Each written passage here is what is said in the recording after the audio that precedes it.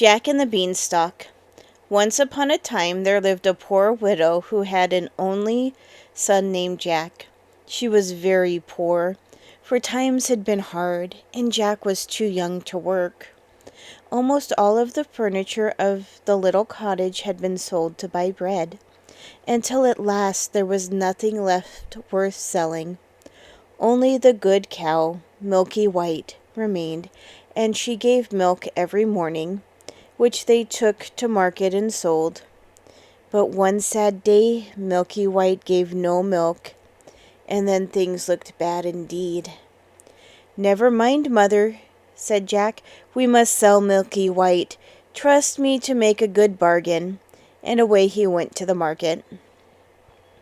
For some time he went along very sadly, but after a little he quite recovered his spirits. "I may as well ride as walk," said he. So instead of leading the cow by the halter, he jumped on her back, and so he went whistling along until he met a butcher. "Good morning," said the butcher. "Good morning, sir," answered Jack. "Where are you going?" said the butcher. "I'm going to market to sell the cow." "It's lucky I met you," said the butcher. "You may save yourself the trouble of going so far." With this he put his hand in his pocket and pulled out 5 curious-looking beans. "What do you call these?" he said. "Beans," said Jack. "Yes," said he, "beans, but they're the most wonderful beans that ever were known. If you plant them overnight, by the next morning they'll grow up and reach the sky. But to save you the trouble of going all the way to market, I don't mind exchanging them for that cow of yours." "Done!" cried Jack, who was so delighted with the bargain that he ran all the way home to tell his mother how lucky he had been.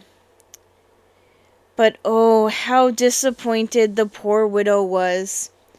"Off to bed with you!" she cried, and she was so angry that she threw the beans out of the window into the garden.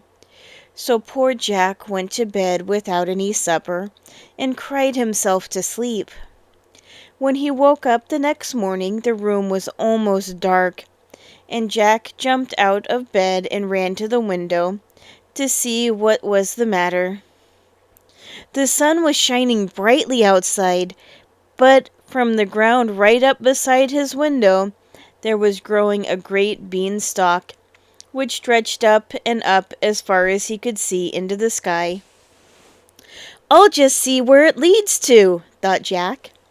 And with that he stepped out of the window onto the beanstalk and began to climb upwards.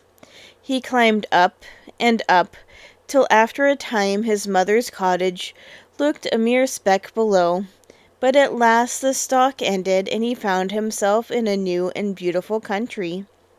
A little way off there was a great castle, with a broad road leading straight up to the front gate. But what most surprised Jack was to find a beautiful maiden suddenly standing beside him. "Good morning, ma'am," said he very politely. "Good morning, Jack," she said, and Jack was more surprised than ever, for he could not imagine how she had learned his name. But he soon found that she knew a great deal more about him than his name, for she told him how, when he was quite a little baby, his father, a gallant knight, had been slain by a giant who lived in yonder castle, and how his mother, in order to save Jack, had been obliged to promise never to tell the secret. "All that the giant has is yours," she said, and then disappeared quite as suddenly as she came. "She must be a fairy," thought Jack.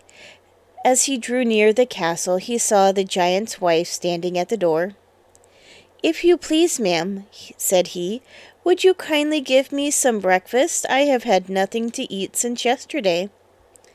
Now the giant's wife, although very big and very ugly, had a kind heart, so she said, "Very well, little man, come in. But you must be quick about it, for if my husband, the giant, finds you here, he will eat you up, bones and all."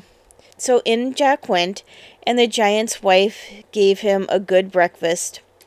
But before he had half finished it, there came a terrible knocking at the front door, which seemed to shake even the thick walls of the castle.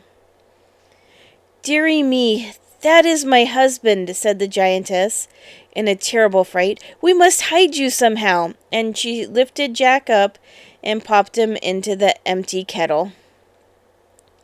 No sooner had the giant's wife opened the door than her husband roared out, "Fee, fi, fo, fum, I smell the blood of an Englishman.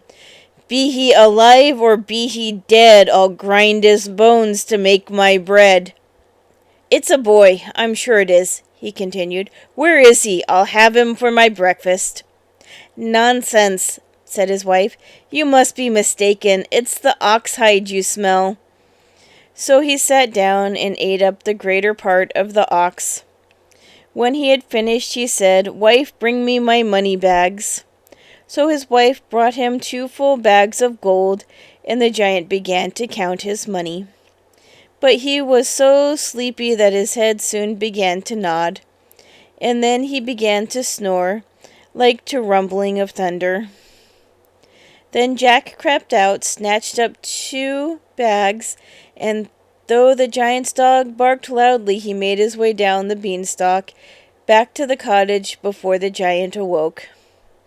Jack and his mother were now quite rich, but it occurred to him one day that he would like to see how matters were going on at the giant's castle. So while his mother was away at market, he climbed up and up and up until he got to the top of the beanstalk again.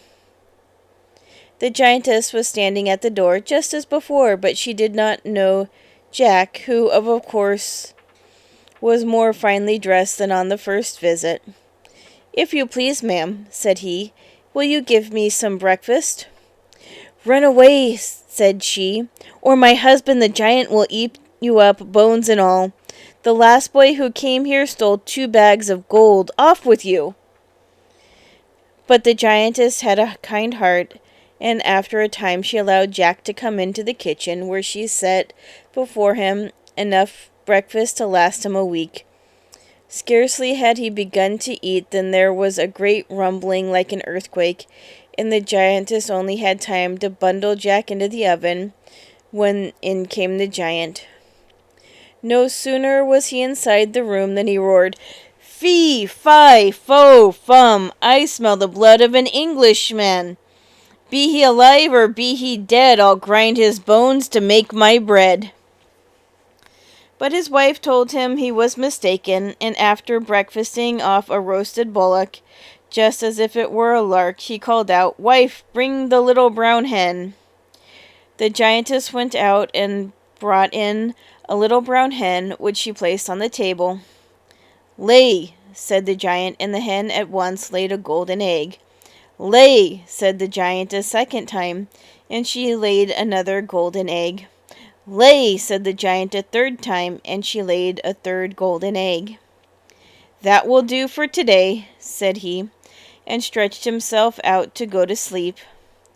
As soon as he began to snore, Jack crept out of the oven, went on tiptoe to the table, and snatched up the little brown hen, made a dash for the door.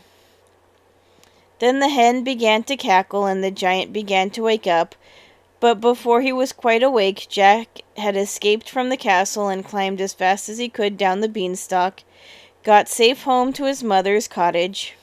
The little brown hen laid so many golden eggs that Jack and his mother had now more money than they could spend. But Jack was always thinking about the beanstalk, and one day he crept out of the window again and climbed up and up and up and up until he reached the top. This time you may be sure he was careful not to be seen, so he crept round to the back of the castle, and when the giant's wife went out, he slipped into the kitchen and hid himself in the oven. In came the giant, roaring louder than ever, "Fee, fi, fo, fum, I smell the blood of an Englishman. Be he alive or be he dead, I'll grind his bones to make my bread." But the giantess was quite sure that she had seen no little boys that morning, and after grumbling a great deal, the giant sat down to breakfast. Even then he was not quite satisfied, for every now and again he would say, "Fee, fi, fo, fum, I smell the blood of an Englishman." And once he got up to look in the kettle, but of course Jack was in the oven all the time. When the giant had finished, he called out, "Wife, bring me my golden harp." So she brought in the golden harp and placed it on the table. "Sing," said the giant. And the harp at once began to sing the most beautiful songs that were ever heard. It sang so sweetly that the giant soon fell fast asleep, and then Jack crept quietly out of the oven, and going on tiptoe to the table, seized hold of the golden harp. But the harp at once called out, "Master, master!" and the giant woke up just in time to catch sight of Jack running out of the kitchen door. With a fearful roar he seized his oak tree club and dashed after Jack, who held the harp tight and ran faster than he had ever run before, the giant brandishing his club and taking terribly long strides gained on Jack at every instant, and he would have been caught if the giant hadn't slipped over a boulder. Before he could pick himself up, Jack began to climb down the beanstalk, and when the giant arrived at the edge, he was nearly halfway to the cottage. The giant began to climb down too, but as soon as Jack saw him coming, he called out, "Mother, bring me an axe!" And the widow hurried out with a chopper. Jack had no sooner reached the ground than he cut the beanstalk right in two. Down came the giant with a terrible crash, and that, you may be sure, was the end of him. What became of the giantess and the castle nobody knows, but Jack and his mother grew very rich and lived happily ever after.